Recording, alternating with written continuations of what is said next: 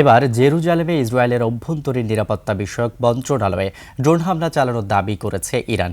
এদিকে ইরানের জ্বালানি অবকাঠামোতে হামলার বিষয়ে ইসরায়েলকে নিষেধ করেছেন মার্কিন প্রেসিডেন্ট ডোনাল্ড ট্রাম্প। ইরানের সামরিক বাহিনী জানিয়েছে তাদের শীর্ষ কর্মকর্তা এবং কয়েক ডজন নাবিক হত্যার প্রতিশোধ নিতে পশ্চিম জেরুজালেমে অবস্থিত ইসরায়েলের অভ্যন্তরীণ নিরাপত্তা মন্ত্রণালয়ে হামলা চালানো হয়েছে। এ সময় পরপর 4টি ক্ষেপণাস্ত্র হামলা চালানো হয়। একই সাথে সৌদি আরব এবং বাহরাইনে ইরানের ড্রোন হামলা প্রতিহত করেছে। এদিকে জেরুজালেমে বিদেশি সাংবাদিকদের সঙ্গে সামনাসামনি কথা বলেন ইসরায়েলের প্রধানমন্ত্রী বেনিয়ামিন নেতানিয়াহু। নিহতের কথা উড়িয়ে দিয়ে জানান, বেঁচে আছি আর তোমরা সবাই সাক্ষী। পাশাপাশি তিনি দাবি করেন টানা 20 দিনের বিমান হামলার ফলে ইরান এখন আর ইউরেনিয়াম সমৃদ্ধকরণ বা ব্যালিস্টিক ক্ষেপণাস্ত্র তৈরির সক্ষমতা রাখে না।